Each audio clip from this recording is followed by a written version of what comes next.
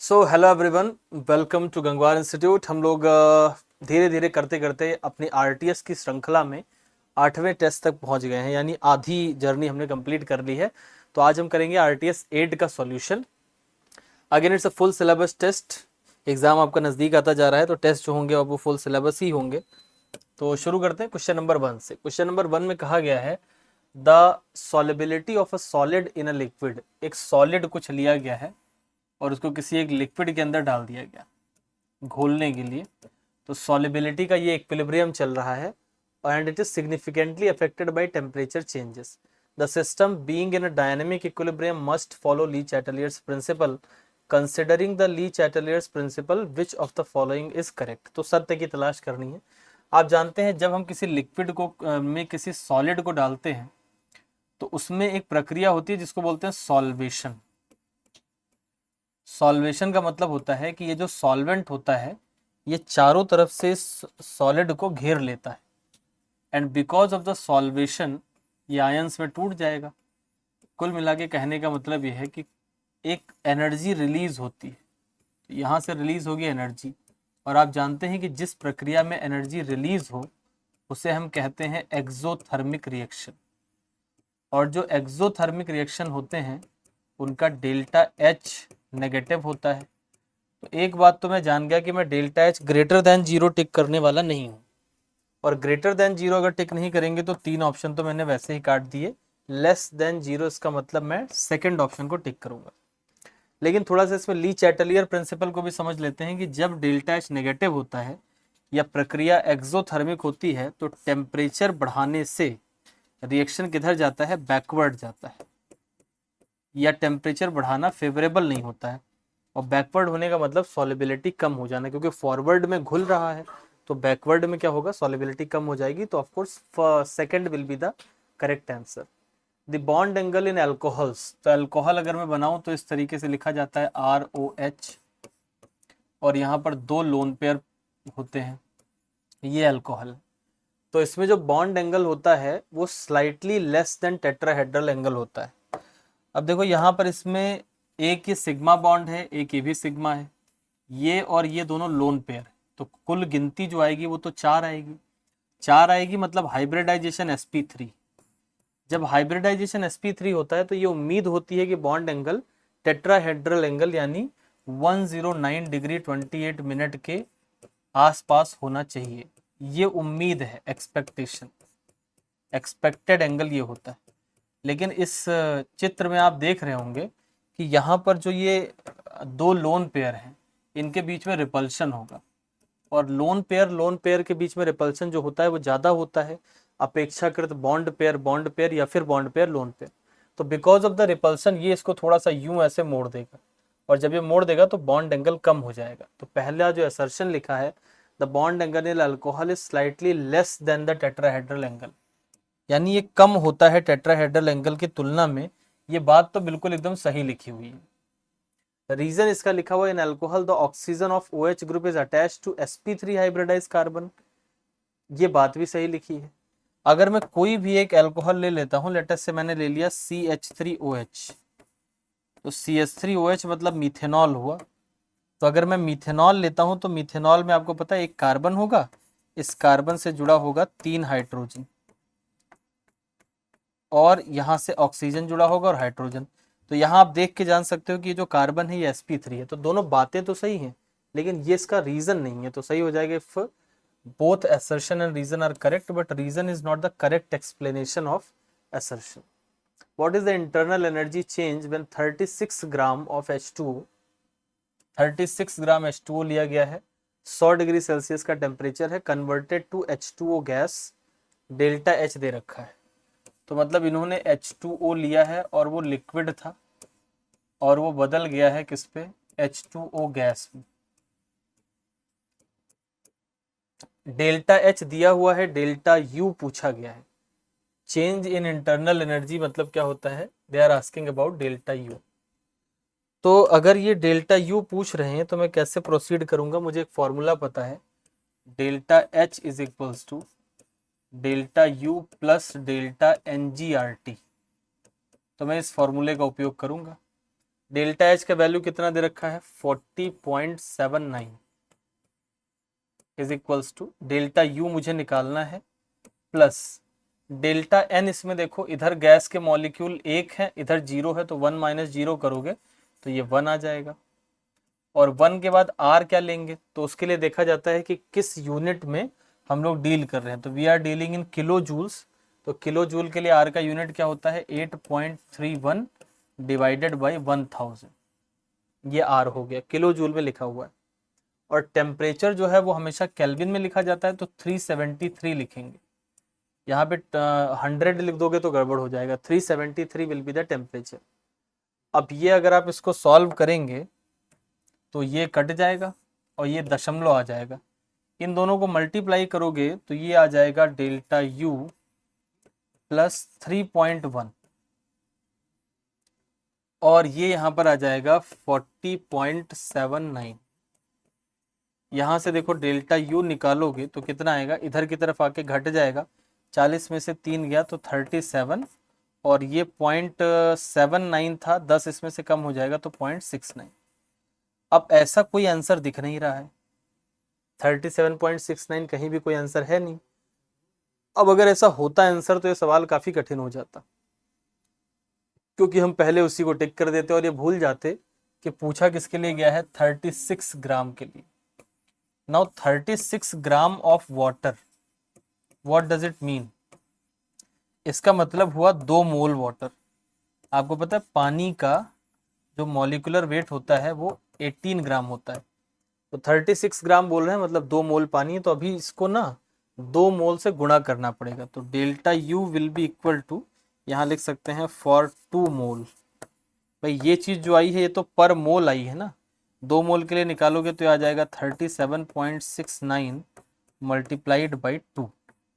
यहाँ से आप गुणा करके देख लें, 2 गुणे 9 18, 8 हासिल 1, 2 गुणे 6 12 और 1 13, 3 हासिल 1, 2 सत्ते 14 और 1 15 और 2 गुणे 3 6 और 1 7, तो 75.38 आ रहा है। तो I will go with the first option 75.98 है। थोड़ा बहुत हम लोगों ने 8.314 लिया था और मतलब इतना चलता है अप्रॉक्सीमेटली, तो ये करेक्ट आंसर इसका 75.98 हो जाएगा। इस क्वेश्चन का अगर आप कहोगे एकदम बिल्कुल जो सबसे मजबूत वाला पॉइंट था वो ये था कि 36 ग्राम पानी दिया हुआ था, जो कि जनरली भूल जाता है। सरल सवाल है, प्रिंसिपल क्वांटम नंबर को मैच करेंगे साइज के साथ, तो साइज कहाँ लिखा हुआ है, एनर्जी एंड साइज, ये मैच हो गया। एजीमुथल को मैच करेंगे शेप के साथ, मैग्नेटिक को मैच करेंगे ओरिएंटेशन के साथ, और स्पिन को मैच करेंगे spin off the electron. 4 quantum number होते हैं, चारों क्वांटम नंबर का एक एक मीनिंग होता है। प्रिंसिपल क्वांटम नंबर जो होता है उसको n से डिनोट करते हैं और वो बताता है कि किस ऑर्बिट में चल रहे हैं, यानी साइज के बारे में बोलता है। एजीमुथल शेप बताता है, 0 1 2 3 ऐसे वैल्यूज होती हैं, उससे एसपीडीएफ पता चलता है। मैग्नेटिक बताता है कि ओरिएंटेशन क्या है, यानी अगर मान लो P है तो उसके 3 ऑर्बिटल्स है, तो तीनों में से एक x की तरफ, एक y की तरफ और एक z की तरफ, और उसी अकॉर्डिंग उनका नाम भी है px py pz। और स्पिन तो स्पिन बताता है। ये तो मैच करेंगे तो a के साथ सेकंड लगाना है, 3 ऑप्शन में है। चलो एक ऑप्शन काट ले गया मैं, b के साथ मुझे फोर्थ लगाना है, ऐसा 2 ऑप्शन में है तो मैं 2 ऑप्शन काट ले गया। c के साथ मुझे फर्स्ट लगाना है, यानी पहला करेक्ट हो जाएगा। In an octahedral structure the type of hybridisation. अब देखो जो ऑक्टाहेड्रल होता है, ऑक्टाहेड्रल ज्योमेट्री जो है वो दोनों तरीके की बन सकती है। कोऑर्डिनेशन कंपाउंड में आप पढ़ते हैं, it can be inner orbital complex, और या फिर ये हो सकता है आउटर ऑर्बिटल कॉम्प्लेक्स। इसमें दोनों में शेप यही बनता है, the shape will be octahedral. तो अगर दोनों में शेप ऑक्टाहेड्रल ही बन रहा है तो इनर ऑर्बिटल कॉम्प्लेक्स में हाइब्रिडाइजेशन होता है D2sp3, और आउटर ऑर्बिटल अगर आप बनाएंगे तो कॉन्फ़िगरेशन हो जाएगा, हाइब्रिडाइजेशन विल बी sp3d2। कुल मिला के इसको 6 ऑर्बिटल्स चाहिए, इनर D इस्तेमाल कर लिया तो इनर और आउटर कर लिया तो आउटर, तो करेक्ट आंसर हो जाएगा both 1 and 2। The type of isomerism present in pentaammine nitro chromium third chloride.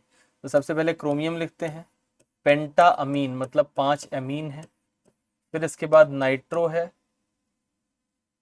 तो मैंने NO2 लिख दिया।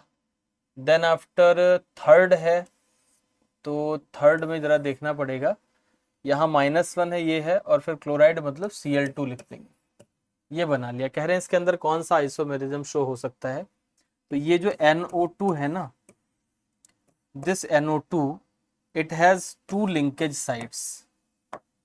ये लिंक कर सकता है N से या फिर O से, 2 लिंकेज की साइट्स हैं। तो कभी ये N से लिंक करेगा, कभी O से लिंक करेगा, तो इसके 2 आइसोमर बनेंगे जिन्हें हम लोग लिंकेज आइसोमर कहेंगे।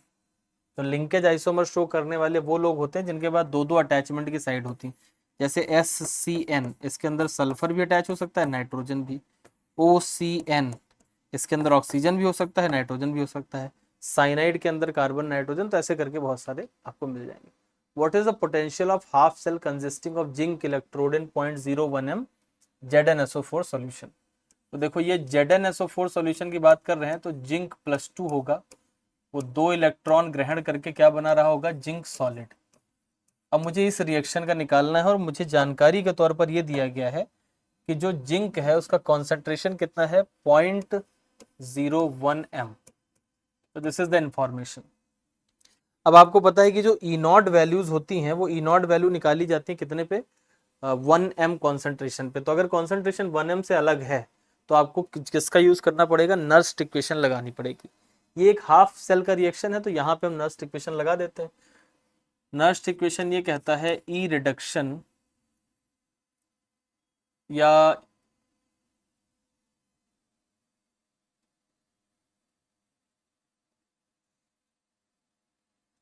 चलो E reduction is equals to E0 reduction -0.059/2, और यहाँ लॉग लिखेंगे। लॉग के बाद जो प्रोडक्ट में दिख रहा है उसको ऊपर लिखते हैं, तो ऊपर जिंक सॉलिड है तो 1 आ जाएगा, और रिएक्टेंट में किसका कॉन्सेंट्रेशन आएगा, Zn+2 का।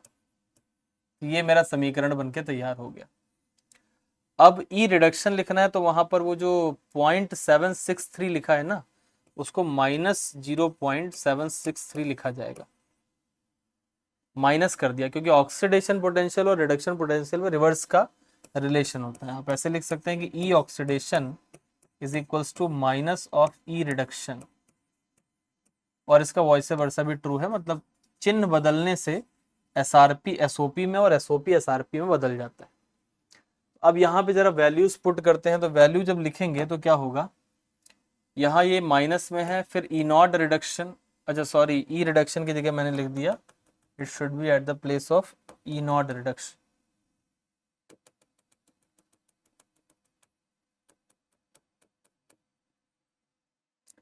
यहाँ पे ई रिडक्शन तो मुझे निकालना ही निकालना है, तो मैं लिखूंगा E reduction is equals to E0 की जगह पर मैं लिखूंगा -0.763, फिर यहाँ -0.059/2, यहाँ लॉग लिखेंगे, और लॉग लिखने के बाद यहाँ 1 अपॉन, और ये कॉन्सेंट्रेशन है 10⁻², तो यहाँ -2 लिख देंगे। ये -2 ऊपर जाएगा, +2 बनेगा, वो 2 आगे आ जाएगा, और ये 2 और ये 2 कट जाएंगे। तो यहाँ पे दोनों जुड़ने वाले हैं क्योंकि दोनों माइनस में हैं। 9 में 3 जोड़ोगे कितना आएगा, 12, और 6 में 5 जोड़ोगे तो 11, और एक हासिल ले ली तो 12, और 7 में 1 जोड़ोगे तो 8। ये आ गया माइनस ई रिडक्शन। अब ई रिडक्शन आ गया -0.822, तो ई ऑक्सीडेशन कितना हो जाएगा, इट विल बी +0.822 वोल्ट। तो करेक्ट आंसर मेरा कौन सा हो जाएगा, फर्स्ट। अच्छा, जब मैं शुरू में इस सवाल को लगा रहा था तो मैं यहाँ पे थोड़ा मैंने पॉज लिया था। पॉज क्यों लिया था, मैंने पहले देखा what is the potential of half cell consisting of zinc, और ऐसे करके था। फिर मैंने इसका रिडक्शन का रिएक्शन लिख दिया, तो मुझे लगा कि रिडक्शन से रिडक्शन का पोटेंशियल आएगा, लेकिन यहाँ पर ऑक्सीडेशन पोटेंशियल के लिए पूछा गया है। तो पहले तो मैंने सोचा कि लो दोबारा से करते हैं, फिर मैंने सोचा कि एंड में जब आएगा तो चिन्ह बदल देंगे, क्योंकि दोनों आपस में एक दूसरे से कैसे रिलेटेड होते हैं, सिर्फ चिन्ह अलग अलग होता है। तो आपने अगर मान लो सॉल्व करके रिडक्शन पोटेंशियल निकाला है तो आप उसको बदल भी सकते हो, मतलब आप ऑक्सीडेशन रिडक्शन अपने हिसाब से एडजस्ट कर सकते हो। You don't need to worry about that. Okay, तो मैं यहाँ पर लिख दूंगा कि E reduction is equals to E oxidation, या ई नॉट कर दें, लेकिन माइनस लगाना पड़ेगा, तो minus of E reduction E oxidation बन जाता है, और minus of E oxidation E reduction बन जाता है, मतलब चिन्ह बदलने से दोनों बदल जाते हैं। Calculate the pH of a solution determined by diluting 1 ml of this weak monobasic acid to 100 ml of this if Kb is equals to 10⁻⁵। pH के किसी भी सवाल को कैसे अप्रोच किया जाता है, तो आप जानते हैं pH बराबर क्या होता है, माइनस लॉग H+। तो अगर आपको pH निकालना है तो आपको H+ की वैल्यू पता होनी चाहिए, कॉन्सेंट्रेशन, मतलब H+ की मोलैरिटी पता होनी चाहिए। अब ये चूंकि एक वीक एसिड है, यहाँ पर देखो मोनो एसिडिक बेस है, वीक बेस है, तो वीक एसिड हो या वीक बेस हो, उन दोनों के केस में H+ या फिर यहाँ पर तो OH- निकलेगा, तो OH- को निकालने के दो फॉर्मूले होते हैं, एक फॉर्मूला है C अल्फा और एक है √of Kb इंटू सी। अच्छा, ये यहाँ पर आप अगर H+ होता तो ये C अल्फा ही रहता, यहाँ Ka बन जाता। तो ये दो फॉर्मूले हैं हमारे पास, इन दो फॉर्मूले में से मैं कोई एक फॉर्मूला लगाने वाला हूँ। तो अभी यहाँ पर देखो अल्फा यानी डिग्री ऑफ डिसोसिएशन का कहीं बात नहीं किया गया, तो मुझे पता चल गया Kb दिया है, तो मैं इस फॉर्मूले को इस्तेमाल करूंगा।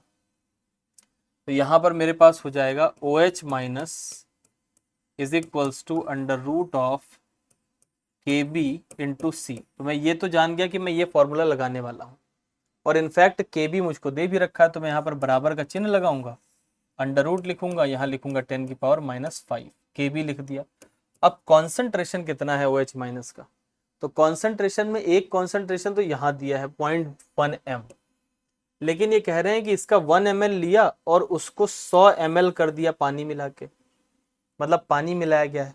अच्छा, पानी मिलाने से कॉन्सेंट्रेशन या फिर मोलैरिटी चेंज हो जाती है, तो अब क्या करें, पहले की मोलैरिटी और बाद की मोलैरिटी को निकाल सकते हैं, तो M1V1 is equals to M2V2 से नई मोलैरिटी निकाल लेंगे।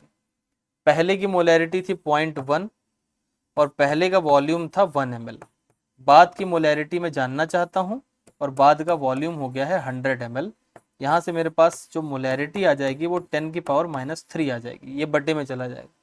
अब देखो यहाँ कॉन्सेंट्रेशन की जगह अगर मैं सिर्फ 10⁻⁻1 लिख लेता, अगर आगे कुछ ना लिखा होता, मैं आपसे कहूँ कि मेरे पास एक गिलास पानी है जिसमें कॉन्सेंट्रेशन है 25 ग्राम चीनी 1 लीटर में, फिर उसमें 20 ग्लास पानी मिला दिया गया, तो ऑब्वियसली चीनी की मात्रा प्रति लीटर तो अब कम ही हो जाएगी, मतलब कॉन्सेंट्रेशन कम हो जाएगा। तो नया कॉन्सेंट्रेशन मैंने निकाल लिया, अब इस नए कॉन्सेंट्रेशन को मैं अपनी वैल्यू में पुट कर दूंगा। यहाँ पे लिखेंगे 10⁻⁻3, ये दोनों जोड़ के 10⁻⁸, अंडर रूट को निकालेंगे तो 10⁻⁴ आएगा। यहाँ OH- आ गया तो इससे POH पता चल जाएगा, दैट विल बी 4, और pH अगर आपको निकालना है तो आपको 14 - POH करना पड़ेगा। 14 में से घटाओगे, POH 4 आया है तो pH आ जाएगा 10, यानी करेक्ट आंसर तीसरा हो जाएगा। इसको एक अलग डब्बे में कर लेते हैं ताकि ये कंफ्यूजन क्रिएट ना करे। ये वाला जो मुद्दा है ये डाइल्यूशन के लिए हम लोगों ने निकाला था, ये है डाइल्यूशन वाला मामला, मतलब जो मोलैरिटी चेंज हुई ना डाइल्यूशन से, तो हम लोगों ने चेंज्ड मोलैरिटी निकालने के लिए इसका इस्तेमाल किया। The correct order of increasing oxidising power, पहले ग्रुप 16 एक चैप्टर हुआ करता था, ग्रुप 17 पी ब्लॉक में, तो वहां पर एक बड़ा पॉपुलर क्वेश्चन था, और अभी भी पी ब्लॉक में ये वाला पोर्शन बचा हुआ है, मतलब इसको सिलेबस से हटाया नहीं गया है। सबसे अच्छा जो ऑक्सीडाइजिंग एजेंट होता है वो होता है फ्लोरीन, उसके बाद फिर है क्लोरीन, फिर ब्रोमीन है, और फिर iodine. Fluorine can displace chlorine, fluorine can displace bromine as well as fluorine can displace iodine, तो ये सबको डिस्प्लेस कर सकता है, बेस्ट ओए है ये। जबकि अगर आप क्लोरीन को देखेंगे, इट इज द बेस्ट ओए, ओए का फुल फॉर्म ऑक्सीडाइजिंग एजेंट। तो अब आप यहाँ पर देखो Cl2 ना इन दोनों को तो डिस्प्लेस कर लेगा फ्रॉम देयर एनहांस, बट इनको नहीं कर पाएगा क्योंकि ये उससे बेहतर है, ये अपने नीचे वाले को कर लेगा, तो मतलब upper can displace the lower one. तो करेक्ट ऑर्डर हो जाएगा मेरे लिए फ्लोरीन, क्लोरीन, ब्रोमीन, आयोडीन। जरा ये भी देखा करो कि ये मुंह किधर की तरफ बना है, उधर की तरफ बना है मतलब उधर बढ़ता हुआ है, तो थोड़ा ध्यान देना पड़ता है। यहाँ पर देखो लिखा है which of the following reagent reaction will convert A to B। तो पहले मैं जरा ए को बनाता हूँ। ए जो है वो कुछ इस प्रकार का है, ए में एक ये ओके, सो ए में एक ये साइक्लोहेक्सेन टाइप का स्ट्रक्चर बना हुआ है। फिर इस साइक्लोहेक्सेन में यहाँ पे एक मिथाइल ग्रुप लगा हुआ है और यहाँ पे एक डबल बॉन्ड करके CH2 लगाया गया। और हमारा लक्ष्य क्या है? हमारा लक्ष्य है इसको यहाँ से, ये मिथाइल अभी भी लगा रहेगा, इसको मुझे बदलना है CHO में। और कह रहे हैं A से B तक जाने के लिए आपके पास क्या जरिया है, क्या रास्ता है। तो सबसे पहले आप ये समझो कि मुझे ये CH3 वाला जो ग्रुप है, यानी ये जो मिथाइल लगा हुआ है, इस पे कोई चेंज नहीं करना है, इसमें भी कोई चेंज नहीं करना, मुझे इस डबल बॉन्ड CH2 को बदलना है CHO में। अब इसमें देखो एक रिएजेंट लिखा है PCC, सबसे पहले नंबर पे ही PCC लिखा हुआ है। ये जो PCC होता है इसका नाम होता है पिरिडीनियम क्लोरोक्रोमेट। और ये क्या करता है, ये अल्कोहल को उठा के ये एल्डिहाइड में बदल देता है। तो ये काम तो अच्छा करता है, लेकिन अल्कोहल को एल्डिहाइड में बदलता है, डबल बॉन्ड को नहीं। ये अल्कोहल को किस में बदलता है? एल्डिहाइड में। तो PCC लगा तो मैं देता, लेकिन अगर ये अल्कोहल होता तो। दूसरे नंबर पे लिखा है ओजोनोलिसिस। ओजोनोलिसिस करोगे तो ये टूट के अलग ही हो जाएगा, तो वो तो नहीं लगा रहे यहाँ पर। फिर इन्होंने कहा BH3H2O2OH। अब ये जो रिएजेंट है ना, ये हाइड्रोबोरेशन ऑक्सीडेशन है। तो this is addition of water. Basically ये करता है एडिशन ऑफ वाटर, लेकिन किस हिसाब से? Anti Markovnikov. MKK लिख देता हूं मैं, जनरली MKK लिखता हूं। तो एंटी मार्कोनिकॉफ के हिसाब से ये एडिशन ऑफ वाटर कर देता है। अब यहां पर जरा देखो, अगर मैं इसमें ये BH3 वाला रिएजेंट लेता हूं, लेट अस से मैंने यूज किया BH3 और उसके बाद फिर H2O2 लिया, तो ये ऐसे करके लिख दिया, बेसिक मीडियम में करा रहे हैं। तो अगर ऐसा करेंगे तो सबसे पहले क्या होगा, स्टेप 1 पे ये जो डबल बॉन्ड वाला ग्रुप है, यहाँ का ये मिथाइल तो ऐसा सच रखा रहेगा, लेकिन ये जो डबल बॉन्ड वाला ग्रुप है ये बदल जाएगा CH2 और यहाँ पर लग जाएगा OH। तो ये तो पहला चेंज आ जाएगा। अच्छा, अगर मार्कोनिकॉफ के हिसाब से चलते तो OH बीच में लगता, तब वो कीटोन बनाता, लेकिन एंटी मार्कोनिकॉफ चले हैं तो ये साइड में लगा है। अब इतना करने के बाद अगर मैं अगले स्टेप पे इस पे PCC लगा दूं, तो आपको पता है PCC क्या करता है? PCC अल्कोहल वाले ग्रुप को किस में कन्वर्ट कर देता है? एल्डिहाइड में। यानी पहले स्टेप में ये होगा, दूसरे स्टेप में क्या हो जाएगा? ये एल्डिहाइड में कन्वर्ट हो जाएगा। करेक्ट आंसर मेरा थर्ड हो जाएगा।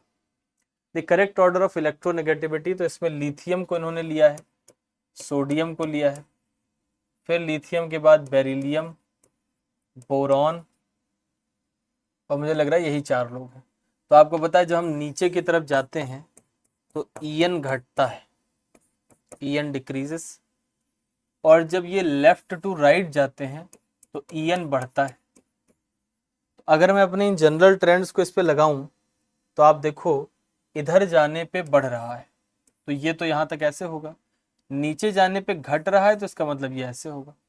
अब अगर ये ऐसा बन गया बिल्कुल बढ़िया, तो देखो एक ट्रेंड ही निकल के चला है ना, इसका बन गया सबसे कम होगा सोडियम का, सोडियम से ज़्यादा लिथियम, लिथियम से ज़्यादा बेरिलियम, बेरिलियम से ज़्यादा बोरॉन। यही मेरा करेक्ट आंसर भी हो जाएगा। सोडियम नाली ढूंढना है मुझे, तो नाली मुझे यहाँ मिल जाएगा 4th नंबर पे। Correct answer will be the 4th option. Secondary amines have more boiling point than tertiary amines having same molecular weight। अब देखो सेकेंडरी अमीन का मतलब क्या हुआ, N है और H, और यहाँ पे एक R लगा हुआ है और यहाँ पे एक R लगा हुआ है। This is basically a 2 degree amine. और टर्शरी अमीन अगर मैं बनाता हूं तो उसमें तीनों तरफ R लगा रहता है, H नहीं रह जाता। तो ये एक 3 डिग्री अमीन मैंने बनाया है। दोनों में अगर आप देखें तो एक चीज का फर्क आपको साफ साफ दिखाई दे रहा होगा कि ऊपर वाले के पास H है और इनके पास H नहीं है। तो यहाँ पर आपको मिलेगा नो H बॉन्डिंग, मतलब हाइड्रोजन बॉन्डिंग की सुविधा इनके पास नहीं है। जबकि आप यहाँ पर देखेंगे तो हाइड्रोजन बॉन्डिंग है, तो बिकॉज ऑफ हाइड्रोजन बॉन्डिंग इनका बॉइलिंग पॉइंट ज़्यादा होता है।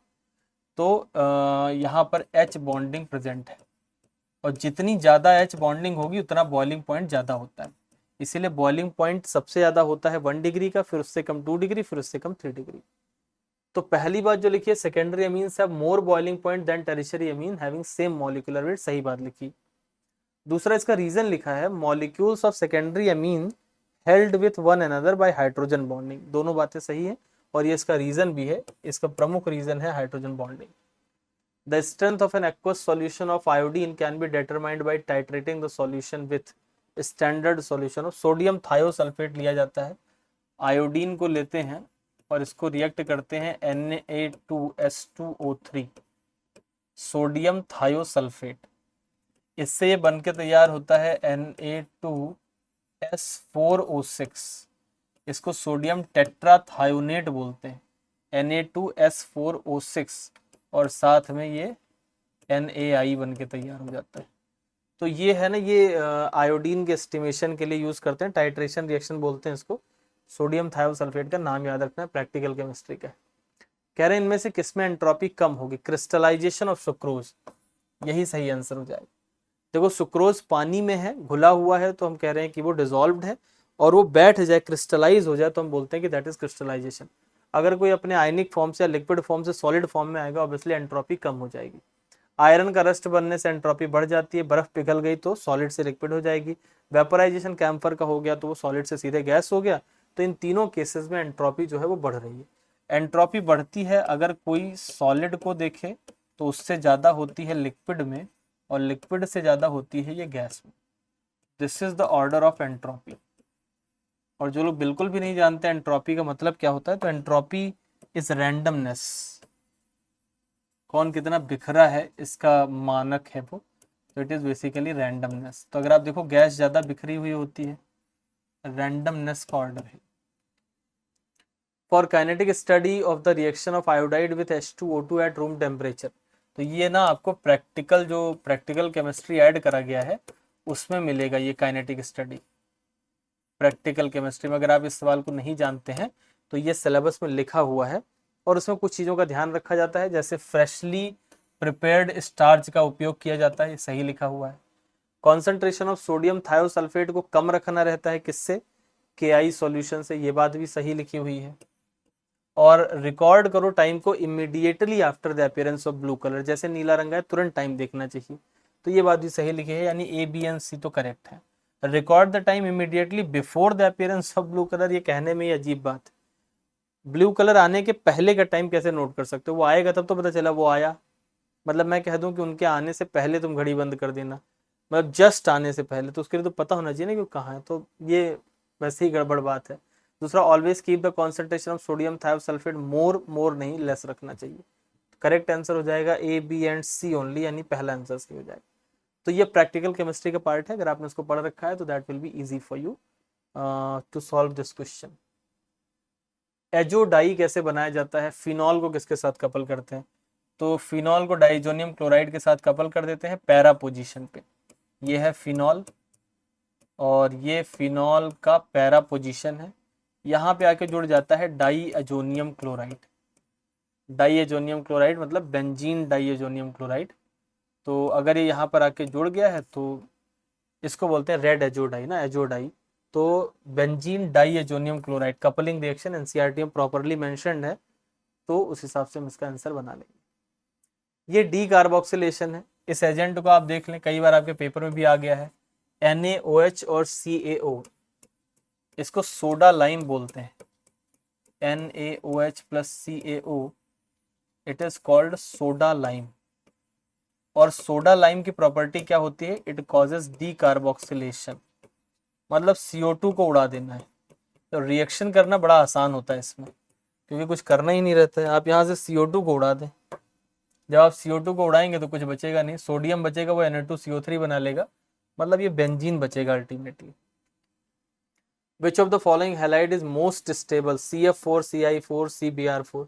देखो जब इसमें ऐसे हैलाइड या किसी की भी स्टेबिलिटी पूछी जाए, तो अगर आप देखें तो यहाँ पर CF बॉन्ड बनेगा, फिर CCl बॉन्ड बनेगा, फिर CBr बॉन्ड बनेगा, और फिर CI बॉन्ड बनेगा।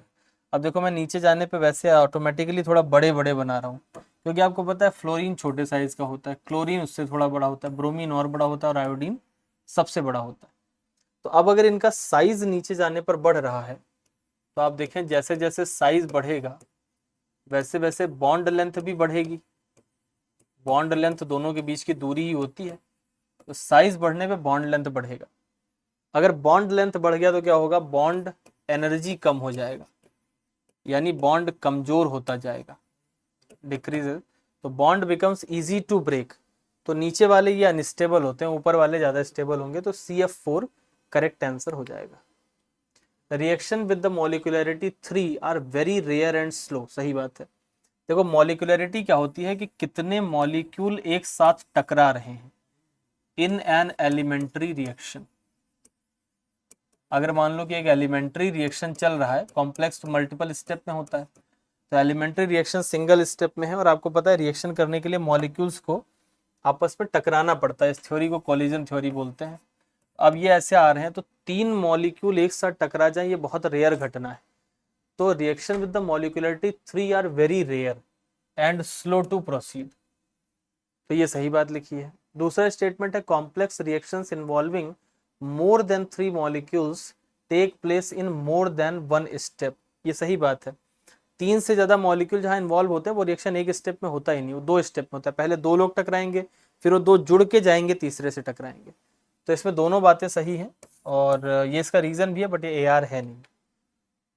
एक मॉलिक्यूल ऑफ पानी का वजन निकालना है, तो जब आप जानते हैं मॉलिक्यूलर वेट, पानी का मॉलिक्यूलर वेट कितना होता है, molecular weight of water H2O is equals to 18 ग्राम।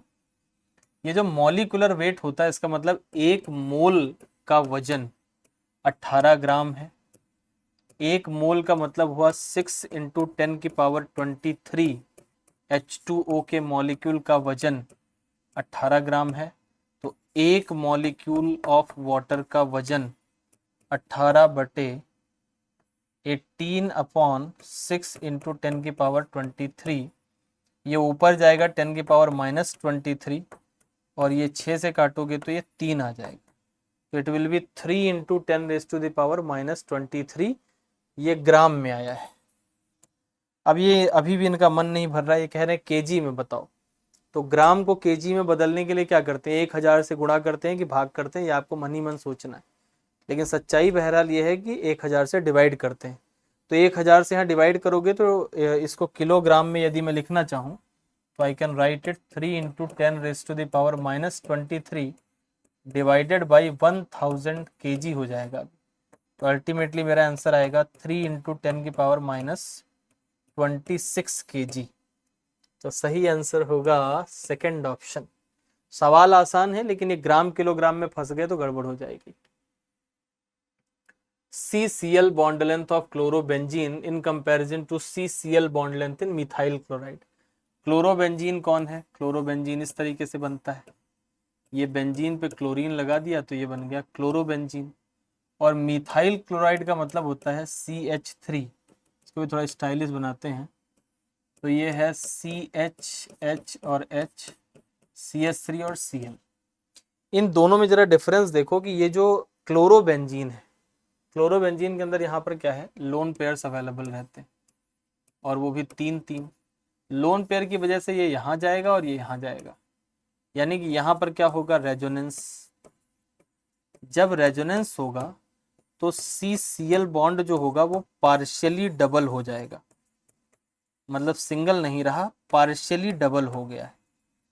अब अगर ये बॉन्ड सोचो पार्शियली डबल हो गया है, तो because of this nature, partially double nature, ये जो सिंगल बॉन्ड था ये छोटा हो जाएगा। Double bond is smaller in comparison to single bond. तो अगर किसी के अंदर थोड़ा डबल का कैरेक्टर आया तो वो छोटा हो जाएगा। तो एक तो शॉर्टर पे टिक करना है, लॉन्गर वाले 2 ऑप्शन हटा दो। दूसरी बात कि सिंगल बॉन्ड यहाँ पे और यहाँ पे डबल बॉन्ड है, भले ही कुछ ही देर के लिए आया, but ultimately it's a double bond.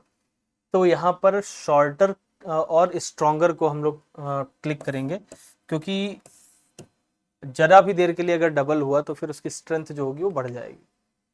Which of the following structure represent the structure of ozone more accurately.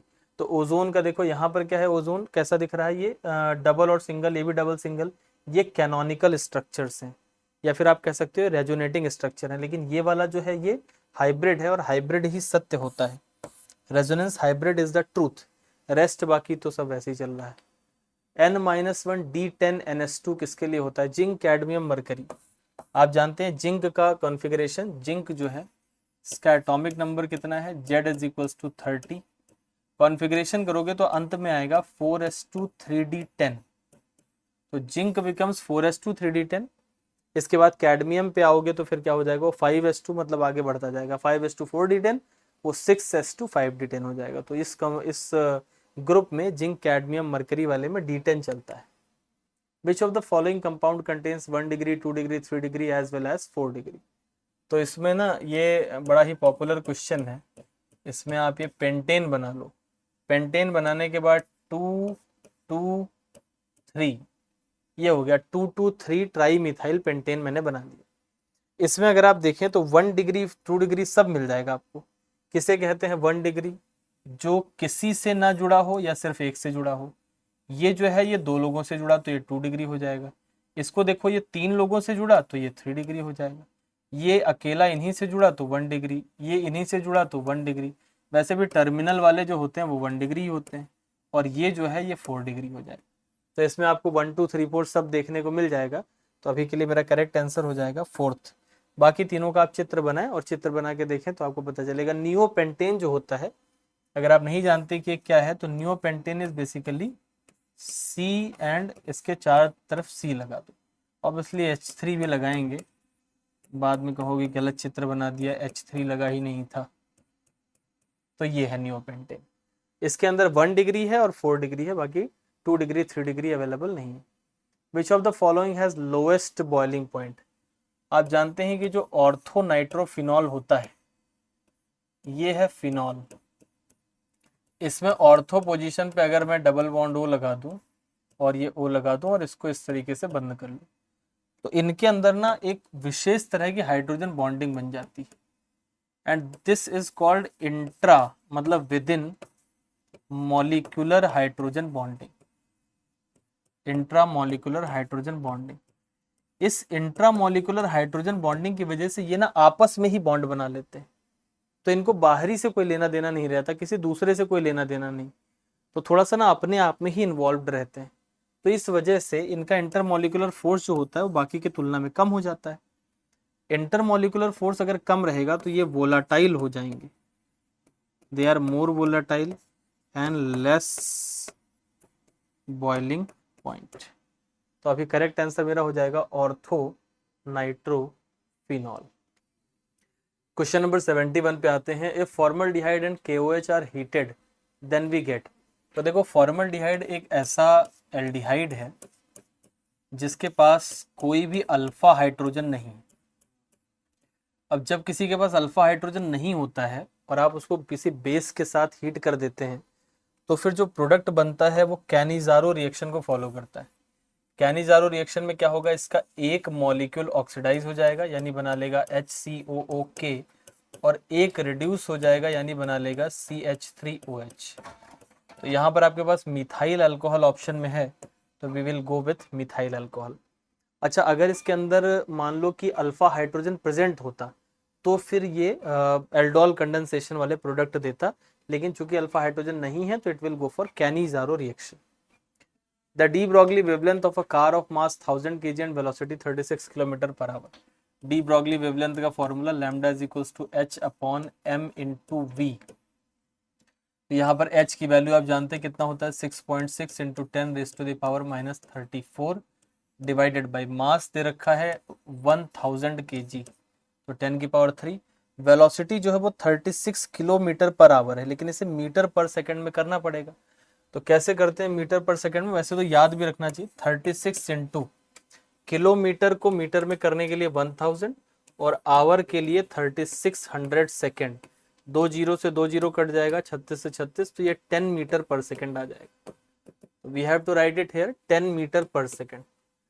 तो लैम्डा हमारे पास कितना आ जाएगा? इट विल बी 6.6 इंटू 10⁻⁻, ये एक है तो 3 और 1 4, ऊपर जाके माइनस हो जाएगा तो इट विल बी -38 मीटर।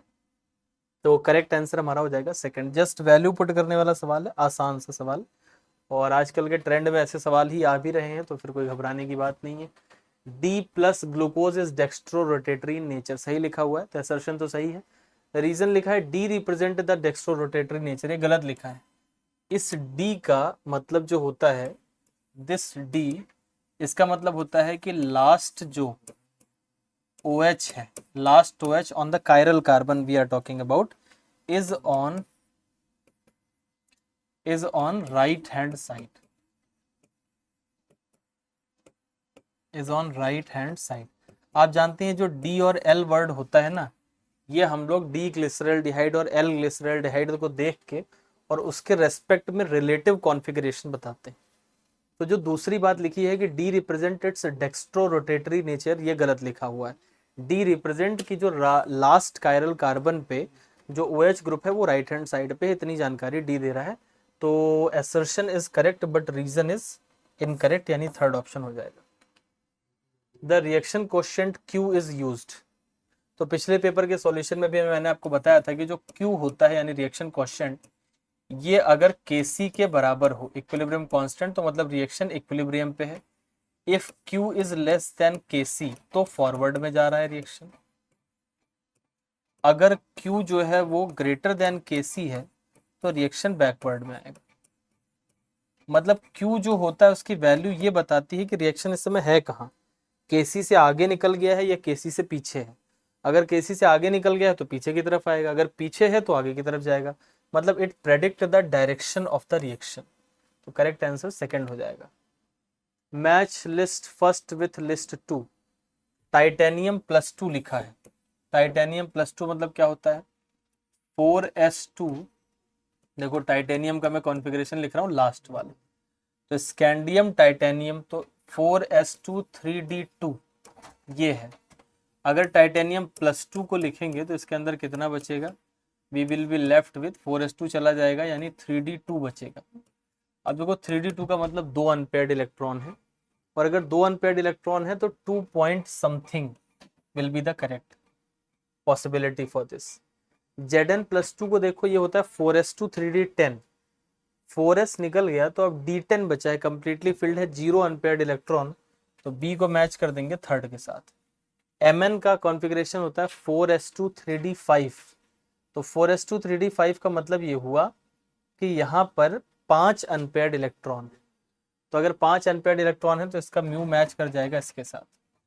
और स्कैंडियम +3, तो स्कैंडियम क्या होता है, इट इज 4s2 3d1, और उन्होंने कहा है कि सारा ही निकाल दो इसमें से, तो इसका भी मैग्नेटिक मोमेंट 0 हो जाएगा, तो इसको भी आप थर्ड के साथ ही मैच कर सकते हैं। तो जो करेक्ट मैचिंग हो जाएगी वो हो जाएगी टाइटेनियम की फर्स्ट की, यानी ए का फर्स्ट, तो 2 ऑप्शन तो गए। फिर बी का थर्ड, बी का थर्ड ही लगाया ना, बी का थर्ड किसी ऑप्शन में नहीं है, वेरी गुड। ओके, तो फिर मुझे अलग से ऑप्शन बनाने पड़ेंगे इसमें।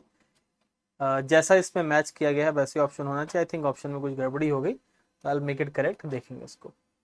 विच reagent can convert acetic acid into ethanol, तो यहाँ कार्बोक्सिलिक एसिड है और कार्बोक्सिलिक एसिड को कन्वर्ट करने जा रहे हैं किसमें, अल्कोहल में, यानी कि रिडक्शन करना है। और इस रिडक्शन के लिए एनसीईआरटी ने एक बहुत अच्छा और बहुत एक्सपेंसिव महंगा रिएजेंट बताया है, वो है लाह, LiAlH4। फिर बाद में एनसीईआरटी ये भी लिखता है कि भाई यहाँ पर जो है वो बड़ा महंगा है, इसलिए पहले इसको एस्टर में कन्वर्ट करके फिर हाइड्रोजनेशन करवा दो। तो this is a very good reagent but expensive. When 2 atomic orbital combine they form, देखो जितनी एटॉमिक ऑर्बिटल होंगी, नंबर ऑफ एटॉमिक ऑर्बिटल, ये मॉलिक्यूलर ऑर्बिटल थ्योरी का एक point, number of atomic orbital will be equal to number of molecular orbital। दोनों क्या होंगे ना, नंबर ऑफ एटॉमिक ऑर्बिटल और मॉलिक्यूलर ऑर्बिटल की संख्या एक समान होती है। तो अगर 2 एटॉमिक है तो 2 मॉलिक्यूलर होगा, यानी करेक्ट आंसर सेकंड हो जाएगा। Question number 78, which of the given reaction is not an example of disproportionation. तो आप देखो डिसप्रपोर्शनेशन में एक स्पीसीज ऑक्सीडाइज होती है, एक रिड्यूस होती है। तो अगर किसी रिएक्शन में ऐसे इलेक्ट्रॉन लिखा हुआ है तो ऑब्वियसली रिडक्शन है, ये ग्रहण कर रहा है, इसमें लॉस तो हो ही नहीं रहा है। वो सिर्फ ग्रहण कर रहा है, तो ये रिडक्शन का रिएक्शन है, ये डिस्प्रोपोर्शनेशन नहीं हो सकता। विच of the following statement is incorrect, कौन सा इनकरेक्ट है? MnCl6, अब देखो ये वीक फील्ड लिगेंड है, हैलोजन वीक फील्ड होते हैं, और यहाँ पे मैग्नीज किस स्टेट में है? Cl6 और -3, मतलब ये +3 में है।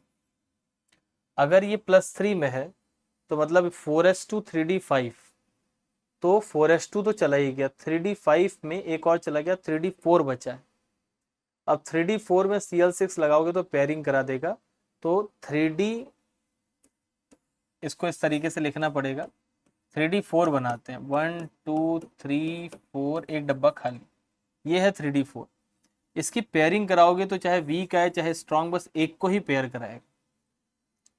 अच्छा, जो वीक है वो तो पेयरिंग नहीं कराएगा, तो इसका 4 अनपेयर्ड रह जाएगा, और स्ट्रांग आएगा वो पेयरिंग कराएगा, तो यहाँ से स्टार्ट कर मतलब एक पेयरिंग करवा देगा।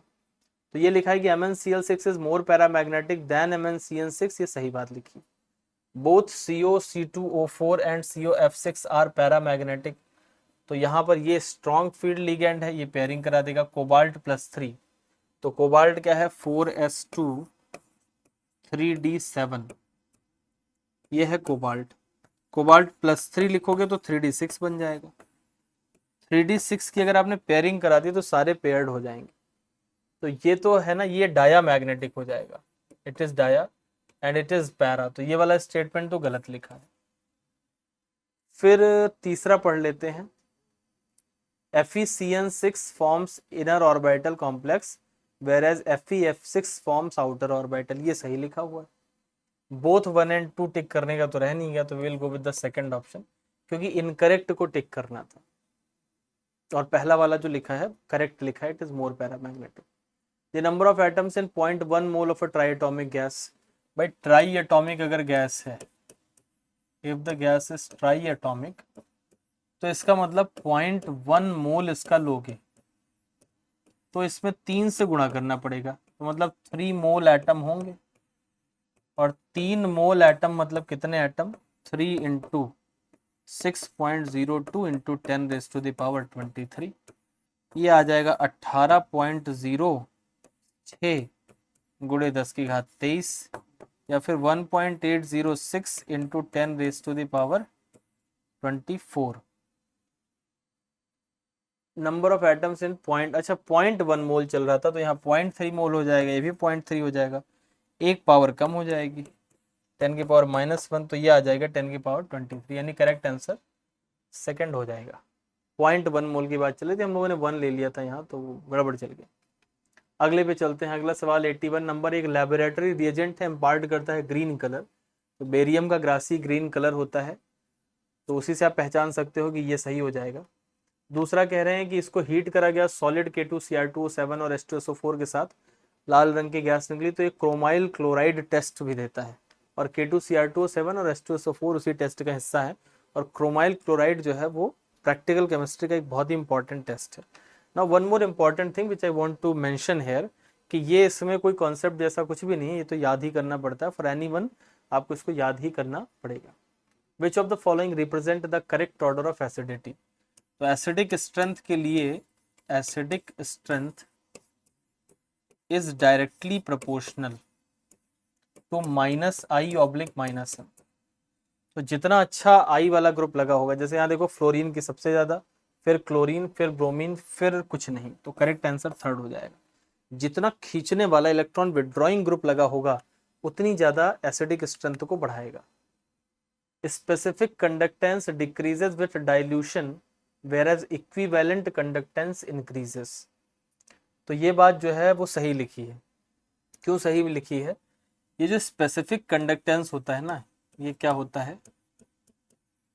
स्पेसिफिक कंडक्टेंस, तो specific conductance is basically kappa. Kappa होता क्या है? 1 ml का कंडक्टेंस, बस आपको और कुछ नहीं सोचना, जाके 1 ml ले लो, उसका कंडक्टेंस जो होगा उसे बोलेंगे क्या? Specific conductance. इसका मतलब क्या हुआ? इसका मतलब हुआ कि कोई एक सॉल्यूशन था, मान लो इस डब्बे में था, अभी इस डब्बे में मान लो कुछ भी मैंने मोलैरिटी ले रखी थी, वो सॉल्यूशन भरा हुआ था, जब इसमें पानी मिला देंगे तो ये थोड़ा हल्का हो जाएगा। तो अब अगर इसका 1 ml लोगे तो उसमें कम आयंस आएंगे। तो यानी कि जब आप पानी मिलाते हो तो स्पेसिफिक इंडक्टेंस कम हो जाता है क्योंकि आयंस कम हो जाते हैं। तो ये तो सही बात लिखी, पहला स्टेटमेंट सही है। जबकि इक्विवेलेंट कंडक्टेंस जो होता है वो बढ़ जाता है। क्यों बढ़ जाता है? क्योंकि इक्विवेलेंट कंडक्टेंस में हम लोग ये नहीं देखते कि 1 ml लेना, वहां वॉल्यूम फिक्स नहीं होता है। वहां पे क्या होता है, उतना वॉल्यूम ले लो जितने में एक इक्विवेलेंट आ जाए। तो उसमें 1000/n, this is the volume in ml, ये लेते हैं इतना वॉल्यूम। तो 1000/n वॉल्यूम लेंगे तो वॉल्यूम पे कोई लिमिटेशन है नहीं। तो अब मान लो कि पहले ये एक इक्विवेलेंट प्रेजेंट था 1 ही लीटर में, अब 5 लीटर में प्रेजेंट है, आपने 5 गुना कर दिया उसको। तो अगर वो 5 लीटर में प्रेजेंट होगा तो जगह ज़्यादा मिल जाएगी। जगह ज़्यादा मिलेगी तो ऑब्वियस सी बात है कि इक्विवेलेंट कंडक्टेंस जो होगा वो बढ़ जाएगा, क्योंकि स्पेस ज़्यादा मिलने से कंडक्टेंस बढ़ता है। दूसरी बात, अगर वीक है तो वीक जो है वो ज़्यादा डिसोसिएट भी हो जाएगा, नंबर ऑफ आयंस भी बढ़ जाते हैं। तो ये दोनों बात तो सही लिखी है कि स्पेसिफिक कंडक्टेंस कम हो जाता है और इक्विवेलेंट कंडक्टेंस बढ़ जाता है। अब रीजन इन्होंने दिया है कि on dilution the number of ions पर मिलीलीटर डिक्रीजेस, बिल्कुल सही बात लिखी। But total number of ion increases, ये गलत बात लिखी। पानी मिलाने से आयन नहीं बढ़ता है। तो रीजन जो है ना आखिरी में आते आते गलत हो गया, तो this is wrong. assertion is correct but reason is incorrect. Correct answer third हो जाएगा। Which of the following will react to yield 2,2-dibromopropane? तो मतलब 2,2 मतलब पहली बात तो प्रोपेन बनाना है तो पहला आंसर ही गलत। ये तो इथेन है, इससे प्रोपेन नहीं बन सकता, तो ये तो चला ही गया ऑप्शन से। अब जरा देखते हैं 2,2 मतलब 2 बार ब्रोमीन लगाना है, तो यानी कि ट्रिपल बॉन्ड होना चाहिए। तो यहाँ पर आप देखो ट्रिपल बॉन्ड इज अवेलेबल, तो यहाँ लिखेंगे CH3 C triple bond CH। Markovnikov का नियम कहता है एक बार HBr जोड़ोगे तो यहाँ ब्रोमीन, यहाँ H, और फिर दोबारा जोड़ोगे तो फिर उसी जगह पे ब्रोमीन, फिर इस जगह पे H। तो अब इसलिए बन जाएगा CH3C, और यहाँ भी ब्रोमीन आ जाएगा, यहाँ भी ब्रोमीन, और यहाँ पे CH3 आ जाएगा। तो मेरा करेक्ट आंसर ये सेकंड वाला ऑप्शन हो जाएगा। अच्छा, अब कुछ लोगों के मन में ये भी आ सकता है कि सर ये बीच में कैसे इतने ज़्यादा बॉन्ड आ गए, तो इट्स नॉट एक्चुअली, ये डबल बॉन्ड है और ये भी डबल बॉन्ड है। आप वैलेंसी से चेक करके भी देख सकते हैं कि दीज आर डबल बॉन्ड्स। तो करेक्ट आंसर अभी के लिए कौन सा हो जाएगा? The correct answer will be second option. चलिए अगले सवाल पे चलते हैं। एक केमिकल रिएक्शन है 2O3 gives 3O2, 2O3 and it gives 3O2। ये है केमिकल रिएक्शन जो कि 2 स्टेप में होती है। पहला स्टेप है O3 gives O2 plus O, और दूसरा है O plus O3 gives 2O2, और ये वाला स्लो स्टेप, और ये वाला ऑब्वियसली फास्ट स्टेप। तो ये कह रहे हैं कि भाई हमें वो बताओ कि इसका रेट लॉ कैसे लिखा जाएगा। तो आपको पता है रेट डिटरमाइन करने वाला स्टेप कौन सा होता है? Slow step. तो ऑब्वियसली मैं इस स्टेप को फॉलो करूंगा। तो R बराबर लिखा जाएगा K, और रिएक्टेंट्स लिखे जाते हैं। तो एक डब्बे में O लिख दूंगा, एक पे O3 लिख दूंगा। सब अच्छा चल रहा था, लेकिन हम लिख किसके लिए रहे हैं? इस रिएक्शन के लिए। इसी के तो ये 2 स्टेप है, ये पहला स्टेप है, दूसरा स्टेप। अब आप इसके लिए लिख रहे हो तो O3 आना तो ठीक है क्योंकि वो रिएक्शन में दिख रहा है, लेकिन O तो कहीं रिएक्शन में दिख नहीं रहा है। तो आप ये कह रहे हो रेट उस पर डिपेंड करता है जो दिख ही नहीं रहा, जो है ही नहीं, उस पर रेट डिपेंड कर रहा है। तो ये थोड़ा सा ना गड़बड़ हो जाता है, तो इसको डिस्प्लेस करना पड़ेगा, इसको रिप्लेस करना पड़ेगा। उसके लिए हम यूज करेंगे पहला वाला रिएक्शन। पहले वाले रिएक्शन के लिए अगर मैं K लिखूं तो K बराबर हो जाएगा O2, मतलब ये लॉ ऑफ मास एक्शन लगा रहे हैं, और O डिवाइडेड बाई O3। अगर इसका इक्विलिब्रियम कांस्टेंट मैं K मान लेता हूँ, K डैश मान लेते हैं थोड़ा सा डिफरेंस करने के लिए, तो ये K डैश हो गया। यहां से जरा O की वैल्यू को निकालो, ये O है, it will be equal to K dash O3 and divided by O2। तो ये जो O है इसकी वैल्यू यहाँ पर निकल आएगी, तो कितना आएगा? R will be equal to K, और यहाँ लिख देंगे K डैश, और ये बन जाएगा O3 डिवाइडेड बाई O2, और यहाँ पे आ जाएगा O3।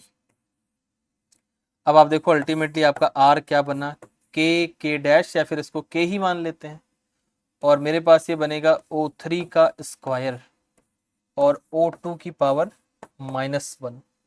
तो O3 का स्क्वायर और O2 की पावर -1 यानी करेक्ट आंसर सेकंड हो जाएगा।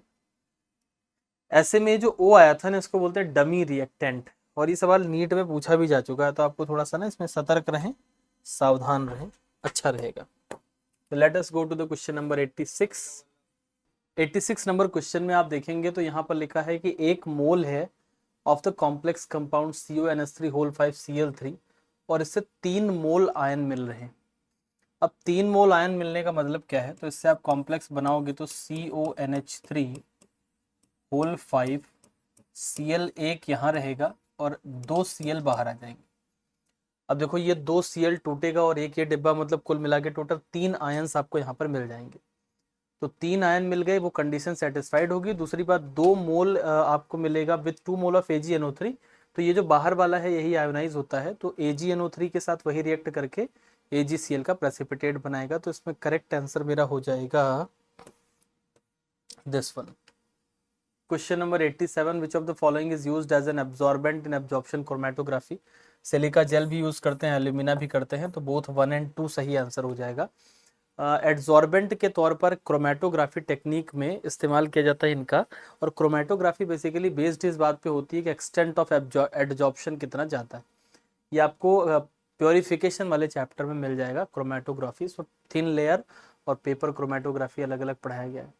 Molarity of solution decreases if temperature of the solution increases, सही बात लिखी है।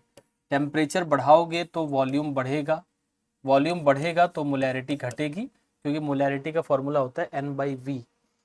दूसरा स्टेटमेंट है molality of the solution increases if the temperature, तो मोलैलिटी जो है वो टेम्परेचर पर डिपेंड नहीं करती है। तो 1 इज करेक्ट, 2 इज इनकरेक्ट, तो करेक्ट इसमें हो जाएगा third option. In the following equilibrium reaction, the equilibrium concentration of A, B and C are given, the value of Kc। तो इसमें देखो जब Kc लिखा जाएगा तो हम लिखेंगे सबसे ऊपर B को, फिर लिखेंगे C को, और नीचे लिखा जाएगा A का स्क्वायर। ये लॉ ऑफ मास एक्शन लिखा हुआ है। B का वैल्यू कितना दे रखा है, B है 2 × 10 की पावर -3। चलो C को ही लिख लेते हैं पहले ना, 3 × 10 की पावर -3, B है 2 × 10 की पावर -3, और नीचे A का स्क्वायर है यानी कि 10 की पावर -3 × 10 की पावर -3, तो ये कैंसिल हो जाएगा और अल्टीमेटली Kc जो है वो मेरा 6 आ जाएगा। तो सही जवाब हो जाएगा सेकंड ऑप्शन। क्वेश्चन नंबर 90 आ गया हमारे पास। For a first order reaction A gives B, the rate constant K is this, the time required for 67% completion of the reaction is x × 10⁻⁻1 times the half life. देखो जब आप half life लिखते हैं T half, तो यहाँ लिखोगे 2.303/K log. Half life का मतलब अगर शुरू में 100 लिया था तो अब बचा कितना, 50, आधा खत्म हो चुका। तो 100/50 लिखोगे तो यहाँ पर 2 आ जाएगा, या आप लिखना चाहें तो 100/50 भी लिख सकते हैं, but it will B basically 2 है। और 67% कंप्लीशन का मतलब 2/3 कंप्लीट हो गया। तो 2/3 अगर यहाँ पर निकालना चाहोगे तो ये आएगा 2.303/K, और यहाँ लिखेंगे लॉग। अब सोचो 2/3 रिएक्शन हो चुका, तो बचा कितना, 1/3 बचा होगा अभी। तो शुरुआत में यहाँ पर 1 लिया था, बचा है 1/3। अब 2 बार मैंने ये बात बोली, नीचे बचा हुआ लिखते हैं, ऊपर टोटल लिखते हैं, तो यहाँ log 3 बन जाएगा। अब इन दोनों को अगर मैं डिवाइड करूं तो ये चीज तो कैंसिल हो जाएगी, तो ये मेरे पास आ जाएगा T half divided by T2/3 is equals to, ऊपर बनेगा मेरे पास log 2 और नीचे बनेगा log 3। अब इसमें इन्होंने कहा है कि the time required for 67% completion, यानी ये वाला टाइम, तो इस वाले टाइम को मैं यहां पर लिख लेता हूं। log 2/3 को सॉल्व ही कर लेते हैं ना, इसकी वैल्यू ही पुट कर देते हैं। log 2 इज 0.3 और log 3 इज 0.48, तो 30 मान लेते हैं, 30/48 ऐसे भी मान लेते हैं। तो यहाँ से मेरे पास है कि T2/3 is x into 10⁻⁻1 times the half reaction of life. तो इनको इधर गुणा करना पड़ेगा। T2/3 इज इक्वल्स टू आ जाएगा T½ इंटू 48/30। अब ये कह रहे हैं कि ये जो चीज है ना, ये है x इंटू, ये जो चीज लिखी हुई है ये है x इंटू 10⁻⁻1। ये इनका कहना है कि ये जो है वो x इंटू 10⁻⁻1 टाइम्स है। तो इसकी वैल्यू इन्होंने दे रखी है x इंटू 10⁻⁻1। तो मैं यहाँ से लिखूंगा 48/30 is equals to x into 10⁻⁻1। -1 का मतलब बटे में है, गुणा हो जाएगा। तो यहाँ से मेरे पास x बराबर आ जाएगा 480/30। तो ये एक जीरो तो यहाँ से चला गया। अब 3 को 48 से मुझे काटना है तो कितना आ जाएगा, 16×3=48, मतलब 16 is approximately my correct answer. पहला हो जाएगा। फर्स्ट ऑर्डर काइनेटिक्स पे आपको सिर्फ वैल्यू पुट करनी थी and you will get easily your answer into this.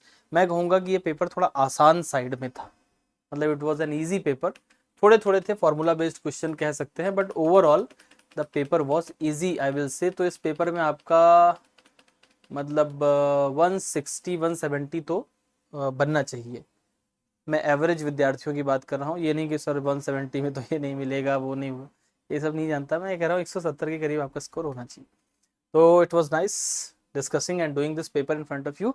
अगले टेस्ट के सॉल्यूशन में फिर से आपसे मुलाकात करेंगे, तब तक पढ़ाई करते रहें, अन्य किसी भी बात में दिमाग ना लगाएं, होगा नहीं होगा all this, leave everything aside. ये आपको ज़िंदगी में सीखना भी पड़ेगा। कई बार क्या होता है ना, बहुत सारी उलझनें होती हैं, समझ में नहीं आता कि क्या होने वाला है, कैसे, कोई कुछ इधर कह रहा है, कोई कुछ उधर कह रहा है। तो अगर आप हिंदुस्तान में हैं और आप किसी भी प्रोफेशन में, डजेंट मैटर, मेडिसिन में तो खासकर, कोई रेजिडेंट कुछ कह रहा है, घर मतलब जो मरीज के परिवार वाले हैं वो कुछ कह रहे हैं, तो आपको ना एक फिल्टर लगाना पड़ेगा। तो आंख बंद करके लीव एवरीथिंग असाइड, अपना काम करो। तो ये कला आपको सीखनी ही पड़ेगी। और मुझे लगता है कि शायद हर फील्ड में ऐसा ही होता है। It's not about only medical field की बात नहीं है, सब फील्ड में ऐसा ही है। तो इस समय आपके साथ यही हो रहा होगा, जब आप यूट्यूब चलाते होंगे तो कहीं कोई टीचर कुछ बोल रहा है, कहीं कोई टीचर कुछ बोल रहा है, कहीं कोई जान ही दिए डाल रहा है कि मैं कुछ भी कर दूंगा, कोई 15 घंटे की मैराथन, कोई 16, मतलब मुझे तो बड़ा मजा आता है ये देख के कि how much dedicated people are there in India. मतलब लोग कहते हैं कि मैं बच्चों के लिए कुछ भी कर सकता हूँ, मैं जान दे दूंगा, मैं ये कर दूंगा वो कर दूंगा। तो इट्स वेरी गुड कि आपके लिए लोग इतना ज़्यादा जान देने को तैयार है। जान मत लीजिए किसी की, सबसे पढ़िए सीखिए। तो कहना मैं ये चाह रहा था कि आप जब रिसोर्सेज पे आते होंगे तो बहुत सारा, कहीं इधर से कुछ उधर से कुछ। मैं बताऊं आपको सही अनुभव, सच में ये है कि आपको अभी तो 10-20-30 जो भी दिन बचे हैं, 20-25 दिन, तो उसमें ना आप अपनी आवाज़ सुनो। लाइफ में अपनी आवाज़ सुननी पड़ती है कभी ना कभी। थोड़ा सपोर्ट दूसरों से ले लो, थोड़ी पढ़ाई के लिए किसी दूसरे की स्ट्रैटेजी मत फॉलो करो। इट डजेंट मैटर वो टॉपर हो, पहले सेलेक्ट हो चुका हो, नहीं हुआ हो, वो सब आपस में सबका वो सब चलता रहता है। लेकिन आप ना अपनी स्ट्रैटेजी, अपने दिल की बात सुनो तो आपको अच्छा लगेगा, क्योंकि ज्ञान तो आपको मतलब भर का मिल चुका, सफिशियंट। बहुत सारे आपने सुन लिया कि ऐसे करना है, केमिस्ट्री ऐसे करना, बायो ऐसे करना, फिजिक्स ऐसे करना। You have plenty of knowledge, now use your own heart.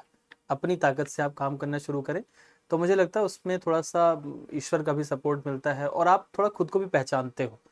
तो you will get connected with your self, love your self, do it properly. थोड़ा सुकून रहेगा दिमाग में ना, अच्छा चलेगा। अभी तो टाइम है कि बाहर की बातों को सुनना बंद कर दे, मेरी बातें सुनना बंद कर दो। अगर मैं कोई इधर उधर की ज्ञान की बात कर रहा हूँ, बस इतनी सी बात याद रखना कि आपको करना क्या है, दिल की आवाज़ सुने, उस हिसाब से चले। अगले टेस्ट के सॉल्यूशन में दोबारा मुलाकात करते हैं, तब तक के लिए पढ़ाई करते रहें। All the best.